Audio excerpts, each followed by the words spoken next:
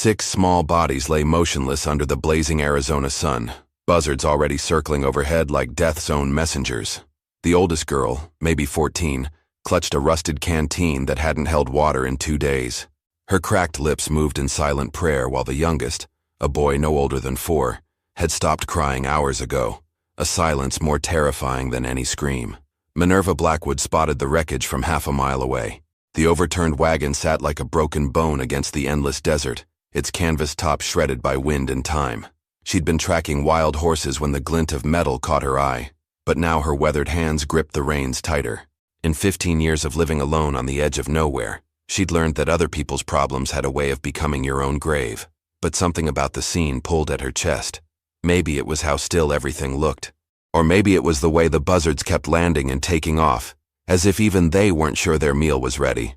She thought about turning her horse around, riding back to her ranch where the only voices she heard were her own, and the wind through broken shutters. After losing her husband Samuel and their boy Jacob to an Apache raid 5 years back, she'd sworn off caring about anything with a heartbeat. Yet here she was, urging her horse forward through the scorching heat. The closer she got, the clearer the picture became. These weren't just any travelers. This was a family wagon, the kind that carried everything someone owned in the world, clothes scattered like tumbleweeds, a child's wooden toy half buried in sand, and worst of all, the shapes that hadn't moved since she first spotted them. The oldest girl's eyes snapped open as Minerva's shadow fell across her face. Those eyes held a mixture of hope and terror that made Minerva's stomach twist. The girl tried to speak but only managed a hoarse whisper that sounded like, "Please." Behind her, 5 other children lay in various states of consciousness, their small bodies already showing the brutal signs of desert exposure. Minerva climbed down from her horse, her boots hitting the sand with a soft thud. She'd seen death before, plenty of it, but something about these children made her chest feel like it was being crushed in a vice. The girl who'd opened her eyes was clearly the oldest, with sun-bleached hair and a face that had aged years in what couldn't have been more than days. She wore a torn blue dress that might have been pretty once, and her arm was wrapped protectively around a smaller child who couldn't have been more than 6. Water. That's what they needed first, but Minerva only had enough in her canteen for maybe 2 of them. In this heat, sharing it might save them all or kill them all. Her hand hovered over the canteen at her hip while her mind raced through possibilities. Her ranch was 8 miles east, but these children couldn't make that journey in their condition. Leaving them here to fetch help meant risking that she'd return to find corpses. But as she looked at their faces, some peaceful in unconsciousness, others twisted with pain, she realized the choice had already been made, not by her mind, but by something deeper that she'd thought died with her own family. She uncapped her canteen and knelt beside the oldest girl, tilting the container toward those parched lips. The girl drank desperately, water running down her chin as her body remembered what it felt like to be alive. When she'd had enough, she grabbed Minerva's wrist with surprising strength and pointed to the smaller children. No words needed, Minerva understood. Save them first. But as Minerva moved to the next child, she heard something that made her blood freeze. Hoofbeats in the distance, coming fast from the north. In this part of the territory, riders moving with that kind of urgency usually meant one of 2 things: outlaws running from the law, or something worse, hunting for easy prey. The riders emerged from the heat shimmer like demons from hell itself. 3 men on horseback, their faces hidden behind bandanas and their guns already drawn. Minerva's hand instinctively moved to the rifle on her horse, but she was caught in the worst possible position, kneeling beside the children, completely exposed with nowhere to run. The lead rider pulled up 30 feet away, close enough for Minerva to see the cruel intelligence in his eyes above the dirty cloth covering his mouth. His horse snorted and stamped, sensing the tension that crackled between them like lightning before a storm.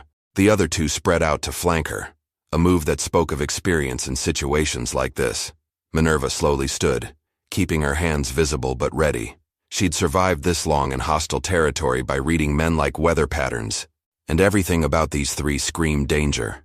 The way they sat their horses, the casual confidence of their gun hands, the fact that they'd approached a lone woman in the desert without hesitation. None of it pointed to anything good. The leader spoke first, his voice rough as sandpaper. "Well, well, what do we have here? A regular angel of mercy, it looks like." His eyes moved from Minerva to the children scattered around the wagon wreckage, and his tone shifted to something that made her skin crawl. "Mighty convenient, finding all these little ones out here with nobody to look after them. The oldest girl, the one who'd grabbed Minerva's wrist, struggled to sit up despite her weakness. Her eyes darted between the armed men and Minerva, intelligence burning bright despite her condition. She understood the danger, even in her state, and Minerva saw her inch closer to the smaller children, as if her 14-year-old body could somehow shield them from what was coming. Minerva kept her voice steady, though every instinct screamed at her to grab her rifle. "Just passing through and saw the wagon. These children need water and medical attention." She gestured toward her horse. "I've got supplies that might help." The second rider, a thin man with nervous eyes, laughed at something that wasn't funny. "Supplies," she says. "Jack, you think she's got the kind of supplies we're looking for?" His gaze lingered on the children in a way that made Minerva's blood boil, but she forced herself to stay calm. Anger would get them all killed. Jack, apparently the leader, urged his horse closer. "Funny thing about this territory, lady. Dangerous for folks traveling alone, especially with valuable cargo." His meaning was clear as desert air, and Minerva felt her jaw clench despite her efforts to appear unthreatening. The third man, silent until now, finally spoke up. His voice carried a different quality, educated, which somehow made him more frightening than the others. "The question is, what's a woman like you doing out here alone? This isn't exactly a place for Sunday rides." His horse stepped sideways, positioning him to cut off any escape route to the east. Minerva realized with growing dread that these men weren't random desperados. They moved with too much coordination, asked too many specific questions. Either they'd been watching her ranch, or they knew exactly who she was and what her presence here meant. The thought that they might have been following her, waiting for exactly this kind of opportunity, made her stomach turn. The oldest girl made a small sound, half cough, half plea, and tried to speak. "Please," she managed, the word barely audible but carrying the weight of 6 lives hanging in the balance. Jack's attention shifted to her, and his eyes narrowed with the kind of focus that predators reserved for wounded prey. But as the standoff stretched tighter than a bowstring, Minerva heard something else cutting through the desert silence.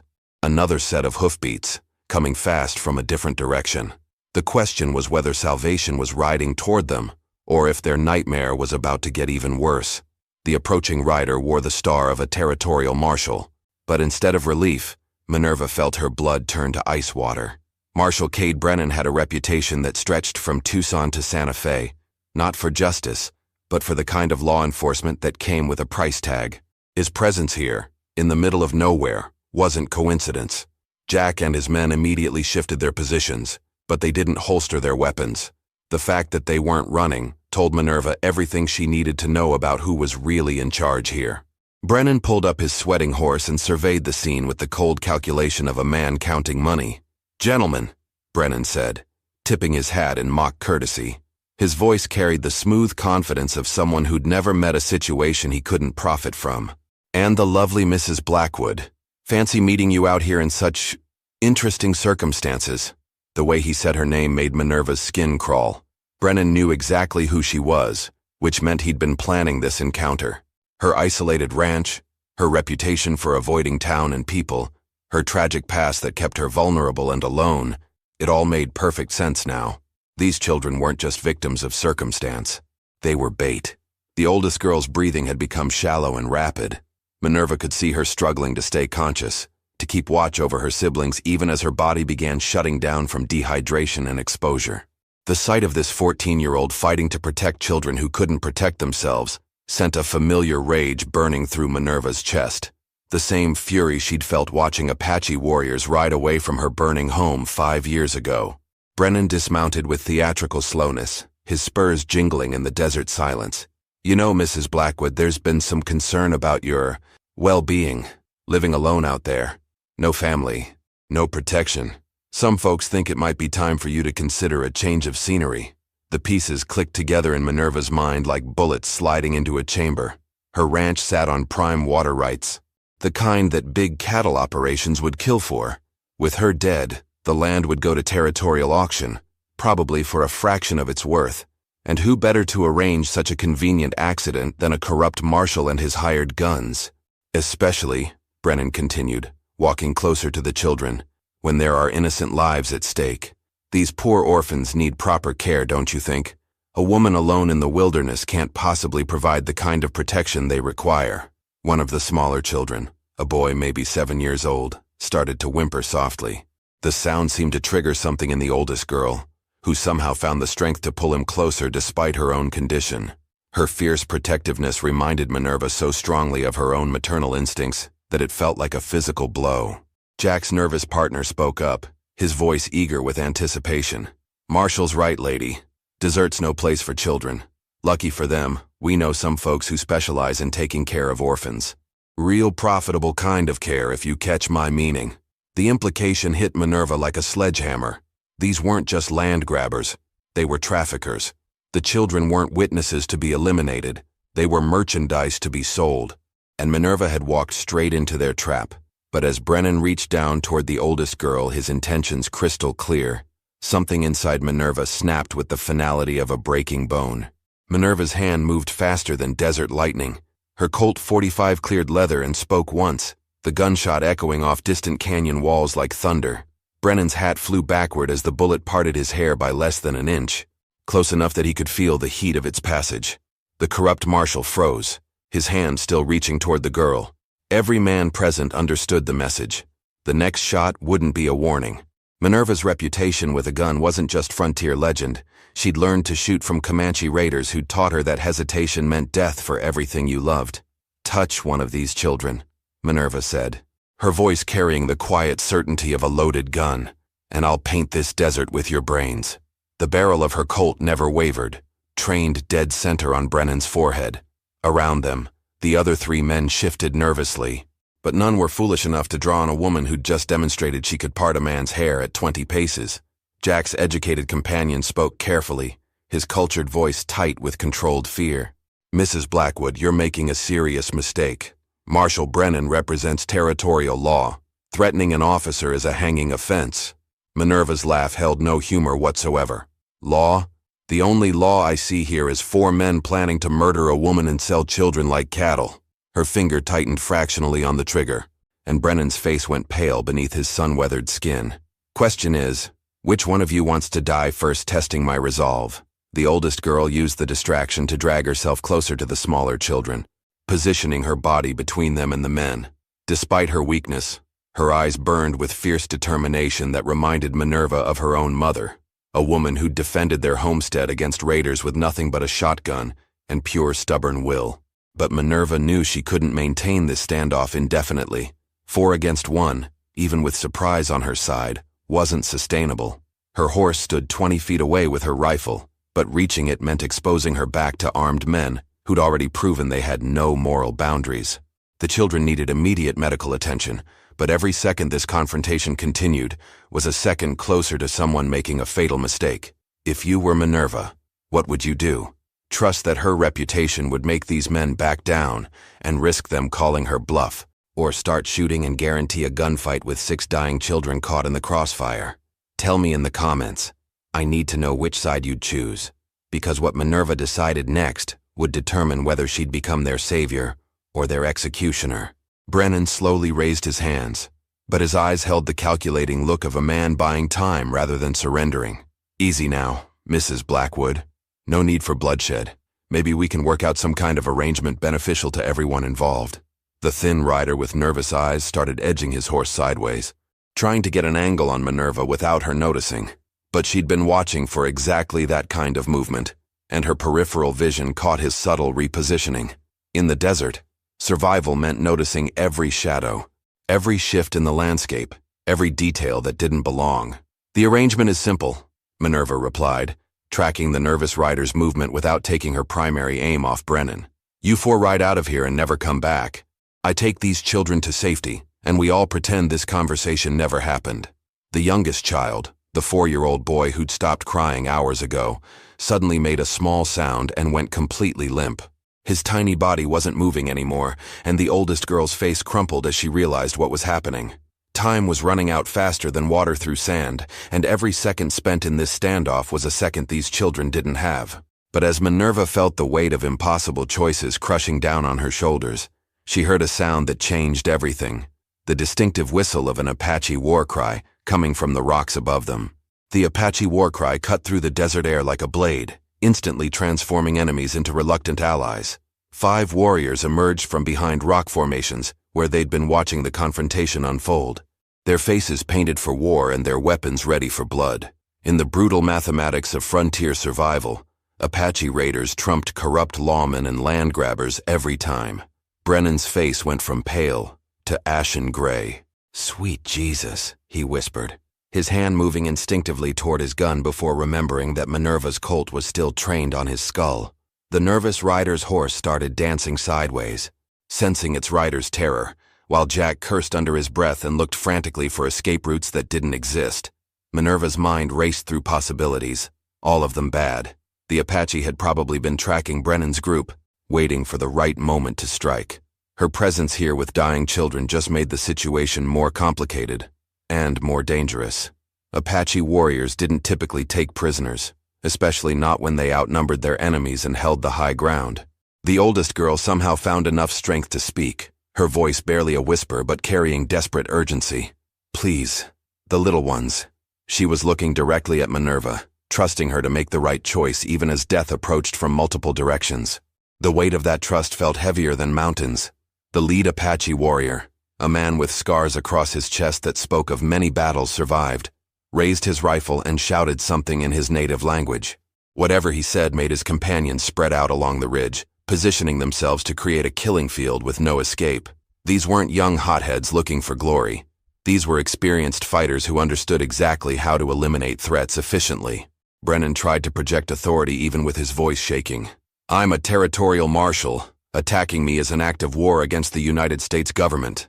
The Apache warrior's response was a laugh that held no warmth whatsoever, followed by words in English that were perfectly clear. "Your government means nothing in our land, Tin Star Man." The 4-year-old boy who'd gone limp suddenly gasped and started breathing again, but his tiny chest moved in irregular rhythms that suggested his body was fighting a losing battle. The oldest girl pressed her ear to his chest, tears streaming down her sunburned cheeks as she listened to his heart struggle to keep beating. Minerva realized with crystal clarity that traditional options were gone. Running meant abandoning the children to certain death. Fighting meant a 5-way gun battle with kids caught in the crossfire. Surrendering meant trusting Apache warriors who had every reason to hate white settlers, especially considering what had happened to her own family 5 years ago. But as she watched the oldest girl desperately trying to keep her little brother alive, something clicked in Minerva's memory. The lead Apache warrior's scars, the way he held his rifle, even his laugh. She'd seen him before, not in battle, but in a moment of unexpected mercy that had saved her life when her husband and son were killed. If you're loving this story so far, hit that subscribe button, because what happens next will blow your mind. The warrior's eyes met hers across the deadly distance, and she saw the exact moment when recognition dawned in his dark gaze. The Apache warrior's name was Nalnish, and 5 years ago he'd been the one to pull her from the burning wreckage of her home, while his war party finished destroying everything she'd loved. But instead of killing her, he'd whispered something in Apache that she'd never understood, touched the silver locket around her neck that held her son's picture, and simply walked away. Now he stood 40 feet above them on the rocky ridge, his weathered face showing the same strange mix of recognition and calculation that had saved her life once before. The other warriors looked to him for orders, their rifles trained on the group below, like vultures waiting for a signal to feast. Nalnish called out in accented English, his voice carrying across the desert with undeniable authority. "Woman with dead son's memory." He gestured toward the locket that still hung around Minerva's neck, catching sunlight like a signal mirror. "You should not be here with Tin Star men who steal children." Brennan tried to interject, his voice cracking with desperation. "These children are under territorial protection. I'm bringing them to proper authorities." But Nalnish's contemptuous snort suggested he understood exactly what kind of protection a corrupt marshal offered innocent kids. The oldest girl suddenly spoke up, her voice weak but determined. "My name is Emma. These are my brothers and sisters. Our parents died 3 days ago when our wagon broke down." She gestured toward the wreckage behind them. "This lady, she's the first person who tried to help us." Something in Emma's tone, the fierce protectiveness despite her own condition, seemed to resonate with Nalnish. Apache culture valued courage above almost everything else, and this 14-year-old girl was showing more bravery than the 4-armed men who'd been planning to exploit her family's tragedy. Jack's educated companion made a fatal mistake by slowly reaching for his gun. Apparently thinking the Apache attention was focused elsewhere, Nalnish's rifle swung toward him with fluid precision, and his voice dropped to a whisper that somehow carried more menace than any shout. "Move that hand 1 more inch, book reader, and vultures will feast on your eyes tonight." The man's hand froze halfway to his holster, sweat beading on his forehead despite the fact that the sun was beginning its descent toward the western horizon. Time was running out in more ways than one. These children needed medical attention that none of them could provide in the middle of hostile territory. Minerva made a decision that went against every survival instinct she'd developed over 15 years of frontier living. She slowly holstered her Colt and raised both hands, addressing Nalnish directly. "These children will die without help. I have medical supplies at my ranch, 8 miles east. Let me take them there." Nalnish studied her face for a long moment, his dark eyes seeming to look straight through her soul. When he finally spoke, his words carried the weight of ancient wisdom mixed with hard-earned pragmatism. "White woman who lost everything speaks truth. But Tin Star men follow you, bring soldiers, bring more death to our land." The youngest child, the little boy who'd stopped breathing, suddenly convulsed and went completely still. Emma's scream of anguish cut through every other sound. Raw and primal and utterly heartbreaking, she pressed her face against his tiny chest, listening desperately for any sign of life, but Minerva could see from 20 feet away that they'd lost him. The silence that followed Emma's grief was broken by Nalnish's voice, now carrying a tone that suggested he'd reached some kind of internal decision. "One child is already walking the spirit trail.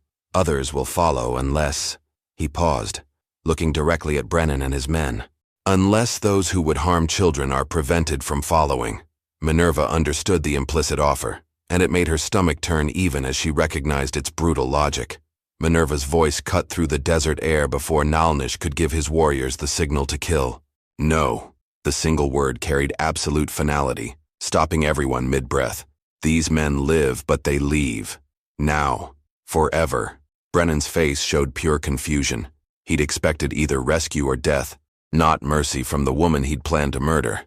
Jack looked between his marshal and the Apache warriors, calculating odds that didn't favor survival either way.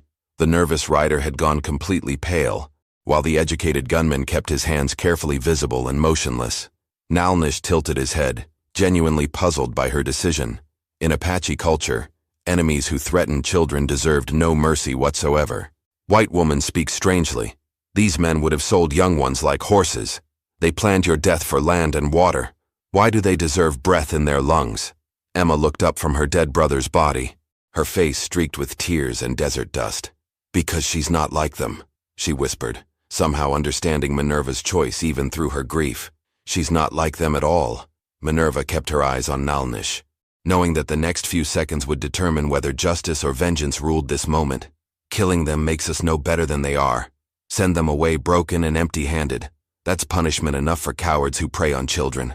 Brennan tried to speak, probably to negotiate or threaten, but Nalnish silenced him with a gesture that suggested speaking would be the last mistake he ever made. The Apache leader studied Minerva's face for a long moment, then nodded slowly. "Woman with dead son's memory chooses mercy over blood. This speaks well of her heart, but poorly of her wisdom." The second youngest child, a girl maybe 6 years old, started making soft whimpering sounds that indicated she was slipping away as surely as her little brother had. Time was bleeding away like water through cracked clay, and every second spent on moral debates was a second closer to losing another innocent life. Nalnish made his decision with the swift certainty of a man accustomed to leadership. He barked orders in Apache to his warriors, who reluctantly lowered their rifles but kept them ready. Then he switched back to English, addressing Brennan and his men with contempt that could have melted steel. "Tin Star man and dog followers, you have choice. Ride north toward Mexico and never return to this territory, or stay here and feed ravens. Choose now, while Woman with Mercy still protects your worthless lives." Brennan's hands shook as he gathered his reins, his authority crumbling like sand in wind. Jack and the others needed no further encouragement. They spurred their horses northward so fast that dust clouds marked their retreat long after they disappeared beyond the horizon. But as the sound of hoofbeats faded into silence, Emma's voice rose in panic. "She's not breathing. Sarah's not breathing." The 6-year-old had gone completely limp in her sister's arms, and Minerva realized with horror that mercy had cost them precious seconds they couldn't afford to lose. Nalnish was already moving down from the ridge, his warriors following.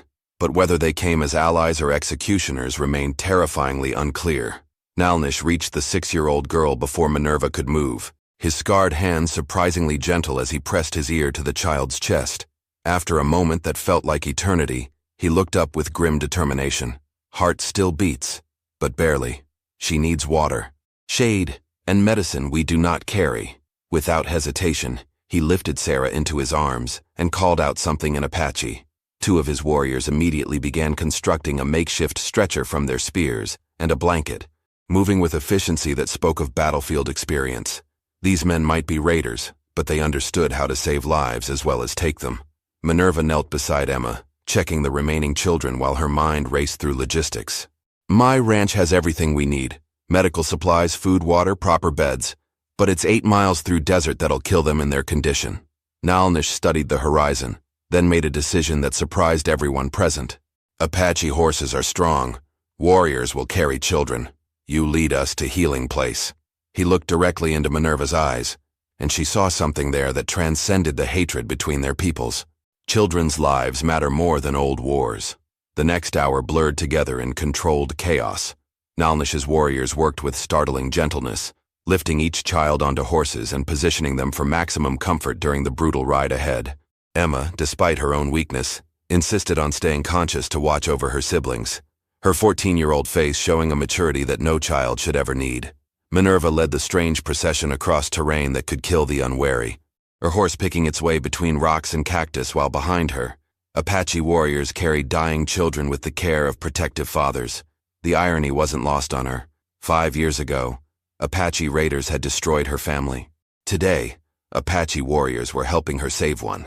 By the time they reached Minerva's ranch, the sun hung low on the western horizon, painting the sky in shades of red that matched the blood she'd been trying to prevent. Her modest house looked impossibly small to shelter so many people, but Nalnish's warriors immediately began the work of transformation, turning her front room into a makeshift medical station.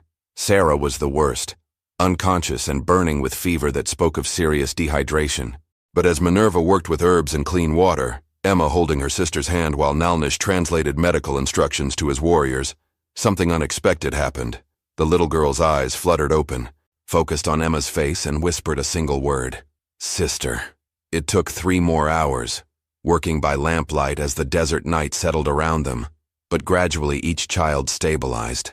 Color returned to their faces, breathing became regular, and most importantly, hope replaced the desperate fear that had marked their near-death experience in the wilderness.